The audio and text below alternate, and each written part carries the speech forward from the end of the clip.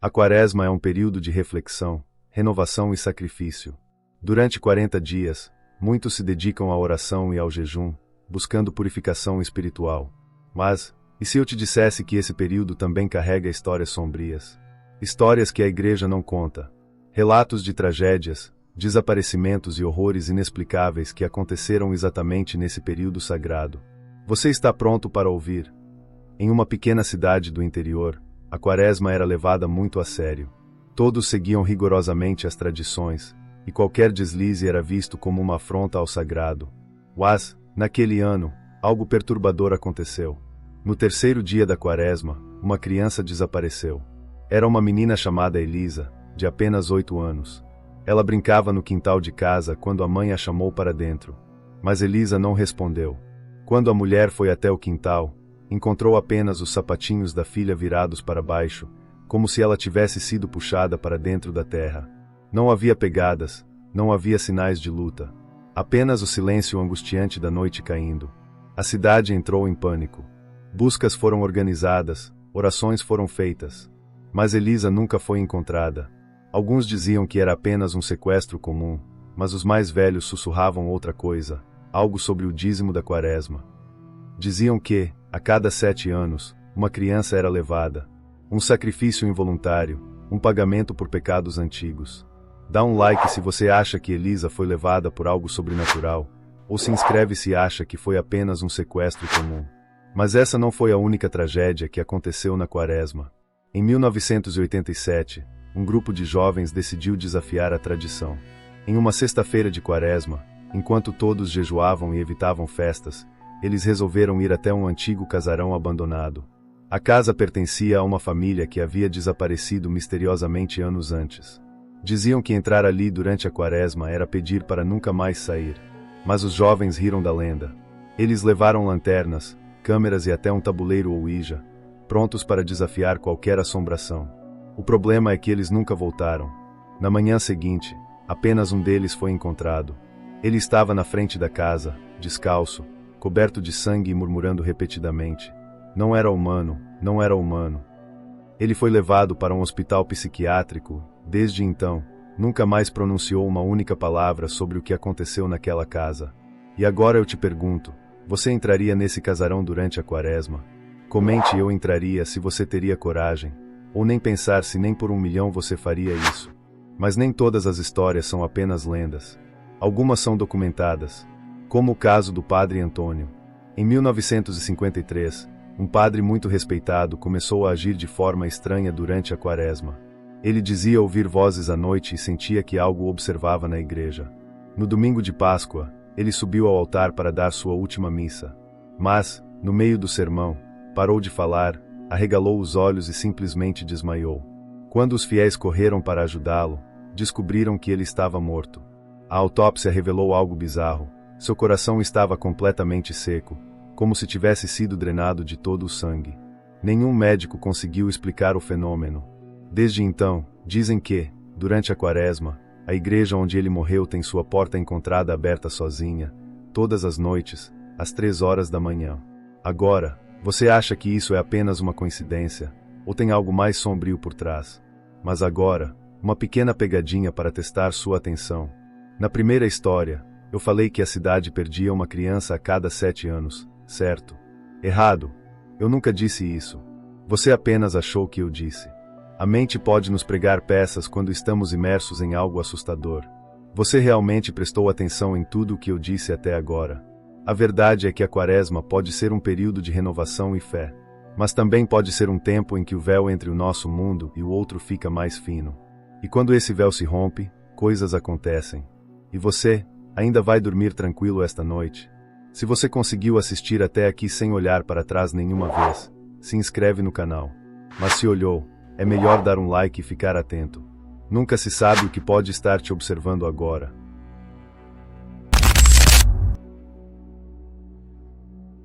No coração de uma floresta densa, onde os caminhos se perdem e o sol mal consegue atravessar as árvores, existe um sítio isolado. Seus antigos muros de pedra, cobertos por musgo, ocultam uma capela decadente, onde poucos ousam pisar. Esquecida pelo tempo, a capela mantém os segredos de uma era sombria, distante da fé que deveria emanar de suas paredes.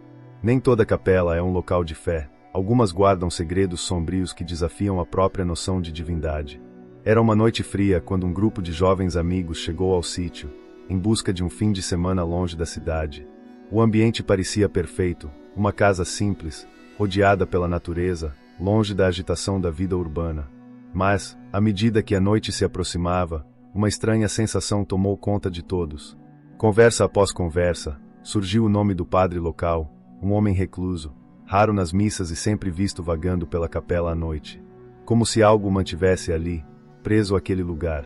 O vento soprou com mais força, e a lua cheia iluminou a floresta. À medida que as sombras cresciam, um arrepio percorreu a espinha de todos. O local, antes tranquilo, parecia viver sua própria vida. As árvores balançavam com força, e, por um breve momento, parecia que algo as observava. Na manhã seguinte, a curiosidade levou o grupo a explorar a capela abandonada. Sua entrada estava bloqueada por um portão enferrujado, mas a falta de resistência foi o suficiente para que o grupo adentrasse o local. O interior da capela estava em ruínas, com bancos quebrados e paredes manchadas de um tom avermelhado, como se o tempo tivesse deixado ali marcas de sangue. Ao andar por entre as sombras, um dos amigos encontrou algo peculiar, um diário empoeirado, de capa de couro, caído no chão. Ao abrir, eles descobriram relatos de rituais proibidos, realizados pelo padre em busca de salvação para almas atormentadas. Mas essas almas não eram o que pareciam. Em uma página, algo se destacou. As sombras da capela não perdoam. Elas tomam aqueles que tentam escapar. O medo começou a se espalhar pelo grupo, enquanto um dos amigos, visivelmente perturbado, começou a ter visões estranhas. Imagens de uma figura sombrinha o perseguiam, um ser que parecia estar preso àquele lugar. A sensação de que algo estava por trás deles, algo que não podiam ver, crescia a cada segundo. Foi quando o viram pela primeira vez. À luz da lua, ele apareceu na entrada da capela, imóvel, como se fosse parte da própria noite. Seu olhar parecia penetrante, como se pudesse ler a alma de cada um deles. Ele não disse uma palavra, apenas os observou com um semblante sério e sombrio. O silêncio tomou conta da cena. A tensão estava no ar. E agora? Perguntou um dos amigos, tremendo. O que fazemos? O que você faria se estivesse no lugar deles? Comente aqui embaixo. Você se aproximaria ou tentaria sair correndo dali? Eu prefiro não arriscar. Enquanto tentavam entender o que estava acontecendo, o grupo descobriu algo mais aterrador. O diário do padre revelava que ele não era o que parecia ser. Seus rituais, inicialmente pensados como purificação, estavam, na verdade, chamando algo do além. Almas perdidas, atormentadas por forças que ele não conseguia controlar, tomaram conta da capela. Naquela noite, uma ausência tomou conta do grupo. Um dos amigos, que havia se afastado para buscar lenha, desapareceu sem deixar vestígios. O pânico se espalhou, e todos começaram a suspeitar que o padre tinha algo a ver com isso. Mas seria ele realmente a causa do desaparecimento ou há algo ainda mais sombrio em jogo? A tensão chegou ao seu ápice. O grupo decidiu confrontar o padre, acreditar que ali estava a chave para resolver o mistério. Quando chegaram à capela, algo bizarro aconteceu. Ele estava no centro da construção, realizando um ritual. As sombras da capela começaram a se mover. Era como se o lugar estivesse vivo, alimentado pelas vozes sussurrantes que enchiam o ar. As luzes tremeluziam, e uma sensação de opressão invadiu os corações dos jovens. Eles estavam prontos para enfrentar a verdade, mas poderiam sobreviver a ela. O padre, com seus olhos penetrantes, olhou para eles, mas desta vez com uma expressão que não demonstrava bondade. Ele explicou, em um tom grave, que todos que tentaram escapar do local haviam se tornado parte dele, almas presas à capela. E no momento mais inesperado, um dos amigos, sentindo uma pressão em comum, fez uma escolha que mudaria tudo. Ele decidiu seguir o caminho do padre, acreditando que isso seria a única forma de salvar os outros. Mas, ao fazer isso, ele foi tragado pela escuridão, seu corpo se desfazendo em sombras. Não havia mais volta. O sacrifício era a chave para a libertação. O grupo restante olhou em volta, já ciente do verdadeiro propósito do padre.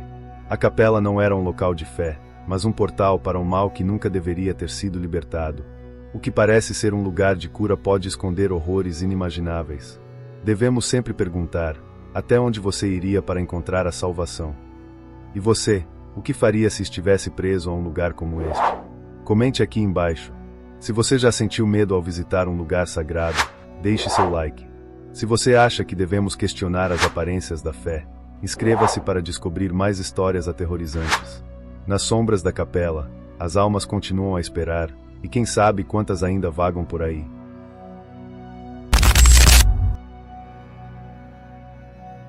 A Quaresma é um período de purificação. Um tempo em que muitos acreditam que o véu entre este mundo e o outro se torna mais fino. Mas e se eu te dissesse que existem histórias que provam que esse véu não apenas se torna fino, mas pode se rasgar completamente? Em uma cidade esquecida pelo tempo, um velho mosteiro permanecia de pé há séculos. Ele tinha resistido a guerras, tempestades e até a negligência humana. Mas, durante a Quaresma, ninguém ousava passar por suas portas. Os monges que ali viviam tinham uma regra inquebrável: ao pôr do sol, as portas se trancavam. E quem ficasse do lado de fora, não entrava mais. Certa noite, um jovem chamado Daniel, curioso e cético, decidiu desafiar essa tradição. Ele queria provar que não havia nada de sobrenatural no velho mosteiro. Com uma câmera na mão, esperou até que os sinos anunciassem o fechamento dos portões. Escondido entre as sombras, entrou.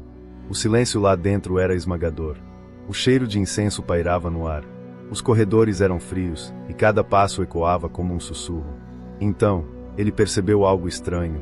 Todos os monges estavam ajoelhados em oração, virados para a parede.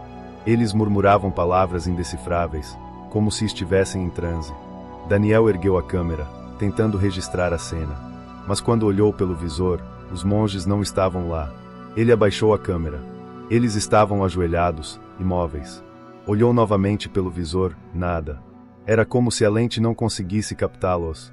Dá um like se você acha que Daniel deve correr dali imediatamente. Ou se inscreve se acha que ele deve ficar e descobrir o que está acontecendo. Mas Daniel não teve tempo de decidir. Um dos monges se levantou lentamente, ainda de costas.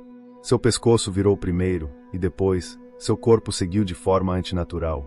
Os olhos eram vazios, escuros como a noite. A boca se abriu em um sorriso impossível, revelando fileiras de dentes que não pertenciam a um humano. Foi então que os sinos tocaram, mas não era um chamado para oração. Era um aviso. Daniel correu pelos corredores, tentando encontrar uma saída. As paredes pareciam se estreitar, e os vitrais da igreja começaram a rachar, como se algo estivesse tentando atravessá-los. Ele chegou até a grande porta de madeira, puxou a maçaneta e congelou. Algo olhava do outro lado. Comente e abra a porta se você acha que ele deve arriscar, ou não abra se acha que ele deve procurar outro caminho. Mas aqui vem a pegadinha. Você achou que ele estava olhando algo do lado de fora da porta, não é? Errado. O reflexo nos vitrais mostrou que aquilo estava bem atrás dele o tempo todo. Daniel sentiu a respiração quente em sua nuca. Um sussurro gélido entrou em seus ouvidos. Você ficou depois do pôr do sol. Agora, pertence a nós. O que aconteceu com Daniel depois dessa noite? Ninguém sabe ao certo. A única coisa que encontraram foi sua câmera, caída no chão do mosteiro. O vídeo foi assistido apenas uma vez, antes de desaparecer misteriosamente dos arquivos policiais. E desde então, durante a Quaresma, algumas pessoas relatam ouvir os sinos do mosteiro tocarem sozinhos à meia-noite. Dizem que é um aviso, ou talvez apenas Daniel, tentando encontrar uma saída que nunca existiu. Se você chegou até aqui sem olhar para trás nenhuma vez, se inscreve no canal. Mas se olhou, melhor dar um like e prestar mais atenção ao seu redor. Nunca se sabe o que pode estar observando você, mas a história não acaba aqui. Há algo ainda mais perturbador sobre esse mosteiro, algo que poucos ousam contar. Há registros antigos de desaparecimentos durante a Quaresma, sempre envolvendo aqueles que desafiavam a tradição de não permanecer lá dentro após o pôr do sol. Em 1843, um grupo de exploradores tentou mapear as catacumbas sob o mosteiro. Apenas um deles voltou. Sujo, ensanguentado e completamente insano. Tudo o que conseguiu dizer foi: eles estão sempre rezando, mas para quem? Décadas depois, um arqueólogo chamado Miguel Vasquez encontrou um diário escondido nos escombros do mosteiro. As páginas estavam manchadas, algumas ilegíveis, mas um trecho ficou gravado na memória de todos que o leram. A oração deles não é para Deus. Eles não pedem salvação. Eles pedem passagem para este mundo. O sino toca 3 vezes. Na primeira, eles se levantam. Na segunda, eles olham. Na terceira, é tarde demais. E foi exatamente isso que Daniel ouviu naquela noite. O primeiro sino, o segundo e o terceiro. E ninguém nunca mais o viu depois disso. Agora, um aviso: se algum dia você ouvir sinos tocarem sozinhos durante a quaresma, feche todas as portas, apague as luzes e não olhe para trás. Não importa o que ouvir, não atenda. E, acima de tudo, nunca, jamais, fique para o terceiro toque. Comente aqui se você já ouviu um sino tocar sem explicação. E se nunca ouviu, melhor se inscrever para garantir que nunca vai ouvir.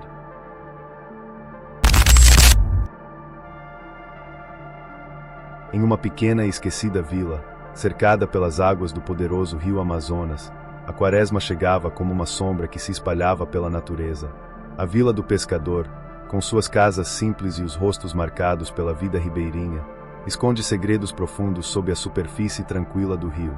Enquanto a maioria estava preocupada com suas tradições e devoções, o verdadeiro horror estava à espreita de um sacrifício já marcado na história da vila. No início deste período sagrado, um jovem chamado Lucas decidiu voltar para a vila natal, onde havia crescido entre histórias de mistério e quase tudo o que sabia vinha dos mais velhos. Após anos buscando sua identidade na cidade grande, ele queria reviver as tradições que seu avô lhe contava. Ao cruzar a ponte que levava à vila, ele sentiu um arrepio percorrer sua espinha. As árvores altas, como sentinelas, quase pareciam observá-lo. Incrível como o tempo para aqui, pensou, enquanto as lembranças da infância vinham à tona, mas algo estava diferente. Os rostos dos moradores não eram mais calorosos e receptivos. Eles o olhavam com uma mistura de temor e desconfiança, como se soubessem de um segredo que ele ainda não conseguirá desvendar. Na primeira noite, depois de um breve reencontro com amigos, Lucas foi convidado para um jantar na casa de Dona Naira, a matriarca da vila. O aroma do peixe assado e do pirão enchia o ar, mas os murmúrios à mesa falavam de algo muito mais sinistro. "Você ouviu sobre o que aconteceu no último sacrifício?" perguntou um velho de barbas brancas, com os olhos inchados e cheios de tensão. Todos se calaram imediatamente, e algo na carga do silêncio fez Lucas hesitar. Ele já havia ouvido histórias sobre um espírito que exigia sacrifícios durante a quaresma, mas poderia ser apenas mitologia local. A inquietação tomou conta dele. Por instinto, suas mãos apertaram a colher. Dona Naira percebeu a sua inquietação. Com um olhar preocupado, sussurrou para ele: "Não fale muito sobre isso, menino. O rio não gosta que se especule. Neste momento, peço a você que me diga. Comente aqui embaixo se você acredita nas histórias do rio ou se acha que tudo não passa de superstição. E não se esqueça de se inscrever, pois ainda há muito mais por vir nesta história de terror." Enquanto os moradores voltavam suas atenções para o jantar, Lucas fez alguma pergunta sobre a lenda do espírito do rio, e as respostas eram entrecortadas por olhares nervosos e murmúrios sussurrados. Foi quando um amigo mais velho, Carlos, que parecia um pouco mais relaxado, decidiu compartilhar um dos pesadelos que o atormentavam. "Tenho sonhado com a Iemanjá, mas é diferente. Na noite desses sonhos, ela não é a protetora que todos conhecem. Ela é sombria, sedenta por almas, e sempre cheia de ira. O último sacrifício foi uma menina. Eles dizem que ela saiu para se oferecer ao rio e nunca mais voltou. O rio a devorou. Os gritos finais dela ecoavam em sua mente, e a mesa ficou em silêncio profundo, as pessoas subitamente incapazes de comer. Era a tradição da quaresma que consumia a compostura, e Lucas decidiu que tinha que descobrir mais. Naquela noite, enquanto a vila mergulhava em um sono inquieto, Lucas decidiu se aventurar pela margem do rio. Ele tinha que saber o que estava acontecendo. Assim que chegou à beira da água, a lua refletia no rio, e o vento murmurava segredos. Ele podia sentir a presença do espírito do rio se manifestando nas correntes que pareciam quase conversar com ele. Sudene, Lucas ouviu risos suaves, quase como se a água estivesse falando. Um tremor percorreu seu corpo, e o que deveria ser um momento de introspecção rapidamente se transformou em uma experiência aterrorizante. Ele sentiu uma força, quase um chamado, que o atraía mais para longe da margem. Neste momento, deixe-me perguntar, você já teve a sensação de que algo ou alguém o está chamando à noite?